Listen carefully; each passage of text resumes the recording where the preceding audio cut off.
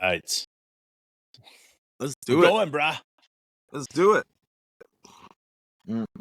How you doing, man? I'm pumped, man. We've been looking forward to this game since the first time I heard the name Victor Wembanyama. And we're talking about Chet and Victor, two candidates for rookie of the year, facing it off. And the Thunder are playing great. So we have high expectations coming into this game. Yeah, we do. But we also know the Spurs beat the Suns twice earlier in the season. So, this is going to be hard. We have to go out there and take this game for sure. Yeah, and let's just be honest. San Antonio Spurs people have pretty much made it very clear that they do not like Oklahoma City Thunder fans, just like we don't like them. So that's good to go. But whenever that happens and you guys feel it like we feel it, you feel that what do you call it? That competitive vibe happening. You can start feeling it, you can start understanding what's happening right now. So that juice is flowing, guys. And guess what that means? That means that we have a rivalry on our hands yet again in Texas and Oklahoma. Moani, I know what you know, what we're talking about.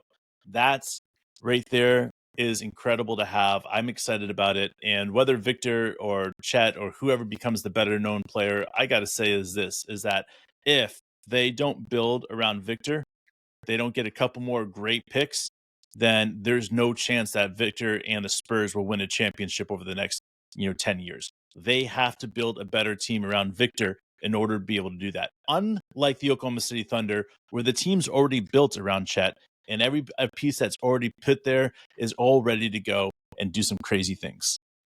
Where will Pop be in 10 years? Who will be the coach of the Spurs in 10 years? Who will be the coach of the Thunder in 10 years? Okay, never mind. All right, look, obviously the Spurs have a lot to figure out. They need a new GM.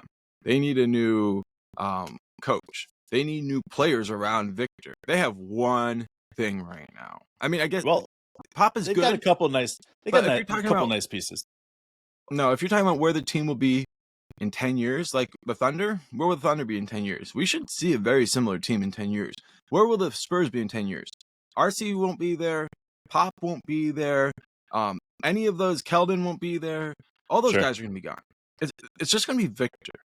And that's why we look at this and it's something to really appreciate, is because while we can look at it and say two players on similar trajectories, similar paths, trying to make similar impacts in the game, doing it in their own way, very unique, very special, very exciting, but there are two teams that are on different trajectories. Yeah. Maybe the Spurs are this, and then maybe they hope to be like this, and then they can do like that. Well, let's talk about the trajectories. Let's talk about this because I get excited about this. All right. So San Antonio Spurs, let's just say they go in that tank mode and all of a sudden they lose a bunch of games in a row, right? And they get to the bottom, right? My bet is that the Clippers can't figure this shit out. I'm betting against the Clippers too. Right? My bet is that. Sorry, Vic. I know you're big on the Clippers, but I think you're wrong. My bet also is that the Jazz are going to have troubles this year as well. Okay? So there's a really good chance that we, as Oklahoma City Thunder fans, have yet again a number 5 pick, number 4 pick, and the number 10 pick. And if you're looking at it as the Spurs, there's a really good chance the Spurs are sitting at a spot to be able to have a top 5 pick this next year. So 3 or 2, right? My point about this is that if the Spurs go after Alex Sarr, that's going to be a scary team, right? But if we're sitting in the background saying, go ahead, I dare you guys not to pick Alex Sarr, it's going to make it difficult because guess what? Sam Presti, we've seen if he's got a 10 pick, a 7 pick, something like that, and he's got a 5 pick, he'll have no problems trading up and getting who he wants in this draft because he's done it before. We're going to get better with this team through the draft, not just this year, but the year after that. And everybody's like, well, we still have all these players on our team, but you're right. What has happened when we draft players that get outplayed? They're called JRE, right? Like, still great players that will have a place to play someplace else, but they get outplayed by guys like Jay Will, who brings way more to the table, unfortunately, than JRE will. And I love JRE. I hope him the best of luck. But Jay Will is so much better. And as you're going and you're getting this team better, that's just everything that's going to happen. Older guys have been there 2 or 3 years that will get outplayed by a rookie. I'm sorry. Tough luck, Eventually, it's going to happen with Cason Wallace, where he demands a starting position. His defense is better. His offense is better. He's going to demand a starting position. Well, when that happens, well, I'm sorry, Dort, or I'm sorry, blank player, you've been outplayed. Can he hustle any of these players? If he becomes a true six man, that's what's going to happen. And that's why I get excited about this team is they all understand that. When you want to be on this team in the future, you're not going to be able to say, hey, I'm going to get playing time right away. You're going to have to say, I got to go to that fucking G League. I got to go play in that G League. I got to be part of that G League because that's the road to the NBA. And any team that doesn't utilize their G League is going to be 2, 3, 4, 5 years behind the Oklahoma City Thunder in the future. Let me tell you one of the organizational values that I think makes the Thunder superior to the Spurs. Okay? Yes. And I think it's at our core because if you look at it, the Spurs could have kept Sam Presti forever, but they would have been able to believe in him in an uncommon way. They would have had to look at him and say, will he be the best GM in the league? And what will happen if we let him walk, even though he's young? But RC wanted to stay GM, right? Pop, he's had plenty of coaches who went on to do great things, but he always wanted to stay the coach. And you look at the team, Tim Duncan, Tony Smith? Parker, Manu Ginobili, David Robinson, like they never passed to the next generation. Each like that team was great. Like there was a David Robinson to Duncan, but then Duncan and those guys. But where's that communication to the next generation? We see pictures with those guys and Victor.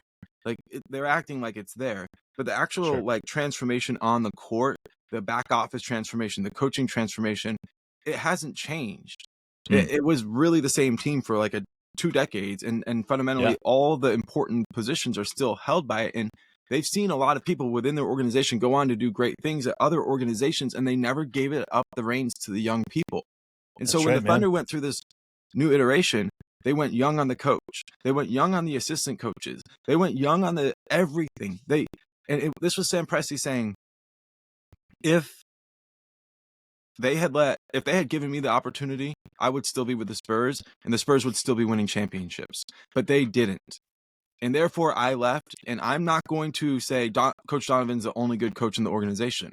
There are other young coaches who need their opportunity, and I'm going to give them their opportunity. Yeah. Like, Taylor Jenkins could have been the head coach for the Spurs many years ago because he's an excellent coach, and everybody knew he was going to be an excellent coach. Like, maybe he's not having a good year this year or whatever, but, he's had a lot of adversity. There's been a lot of coaches. And I just think my point really comes down to the Thunder care about giving young people, young players, young coaches, young GMs opportunities. And in doing that, we all benefit. And the Spurs, they might be like, okay, we're only a few players away. Yeah, but then like 4 years later, now you're a coach away. Yeah. 4 years later, now you're a GM away. And that's the thing. They haven't done the organizational transformation, and they should have. And now they're going to pay we'll call it organizational debt. They're racking up organizational debt. They might still win a championship, right? Or 2. But if you have a player like Victor and a coach like Pop, like in my opinion, it doesn't matter. You should have multiple championships. That's the thing that I look at the San Antonio Spurs, and the structure hasn't been built properly. And that time will come. Spurs? Becky Hammond. Oh yeah, I know, dude. She would be amazing.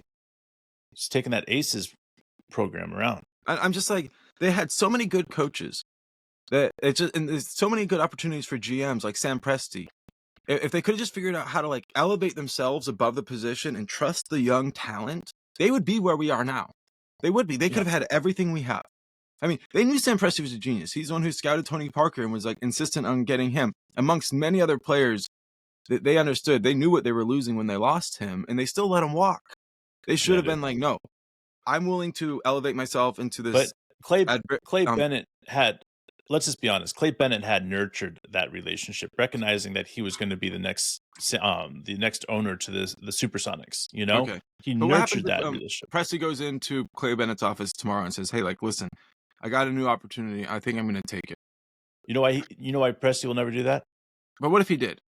But I'm going to explain to you something that not a lot of other people what Bennett understand. Would say? What the hell are they offering? I want to match it. I want to beat it. Right? But like the thing is that have you ever found out what Sam Presti's getting paid? No. Because I think it's Sam like $10 Presti's million a year or something like that. Sam Presti's net worth through this is way greater than anybody will understand, because if I am Clay Bennett, I recognize what Sam Presti is going to do for my organization. And I'm sitting there, I'm looking at the successful coaches or the owners and GM relationships in the game. And I look at the one of the most functional ones that I've seen in probably history, and that's I know what you're going to say. The Heat. Miami Heat. There you go. And the reason is because the owner of the Miami Heat is essentially giving ownership to Pat Riley. Pat Riley, thank you. And he's doing. I don't know how much it is, but it's a deal they worked out. It's a lifetime deal. And you look at Sam Presti, and that's the only way to keep a guy like Sam Presti is like, listen, you can spend all the time here. We'll give you, as much money as you want, but your money will come after everything is over. You're going to get a percentage of this team. You're going to own part of this team the rest of your life. Your kids will be able to come knowing that their dad owns part of the team. Your grandkids, like that is how you keep a man like Sam Presti. And I'm so pumped up that we have an owner like Clay Bennett, who I know for a fact would do anything it took to be able to create that. And again, why we're sitting here. The Oklahoma City Thunder are legit. And if you look at the structure of the way the San Antonios are built this year, right? And we're playing against them tonight, guys. The best part about the game tonight, right, is our offense. Our offense is designed to play against teams like San Antonio. You get your foot in the lane, you pass the ball. You get your foot in the lane, you pass the ball. You make them fucking work. They're a physical team. They're going to throw punches. I mean, not punches, but they're going to think that this is a fight. And I love that, right? Because it teaches our team how to be stronger. We got Kenny Hustleback, which is one of our enforcers. We've got a lot to go down right now, and this team is ready to go, ready to play tonight. And I'm pumped, bro. This is the right time for the right game. You got Chet versus Victor. I hope they play all 30 minutes against each other tonight. I hope it's a battle. I hope they get a couple blocks each. I hope they just destroy each other on the dunks, because this is the matchup that we're going to be watching, not just this year, not next year, but decades down the road. And I say decades, I really hope we get to watch these guys battle for 20 years, because if we get to watch these guys battle for 20 years, then this is the most exciting thing, because that means these guys have stayed healthy throughout their careers. And that right there is going to be exciting. And that's where I look at that picture right behind your head and I say, this is our moment as fans.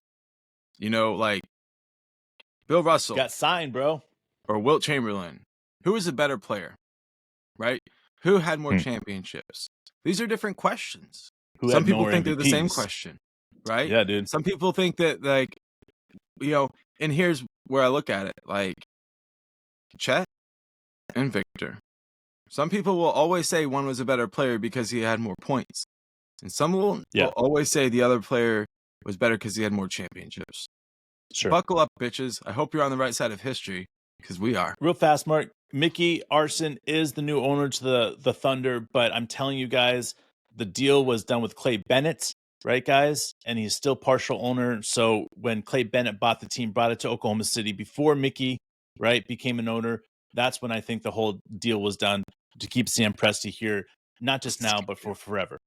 So we're hoping. We love you guys. I need to look this up. They got a new owner. I didn't realize that, dude. Let's check it out, dude. Yeah, it's Mickey. It's the Bank One owner. Oh, okay. Yeah. So very cool. He got bank money, guys. Bank money. Hey, we'll see you guys tonight.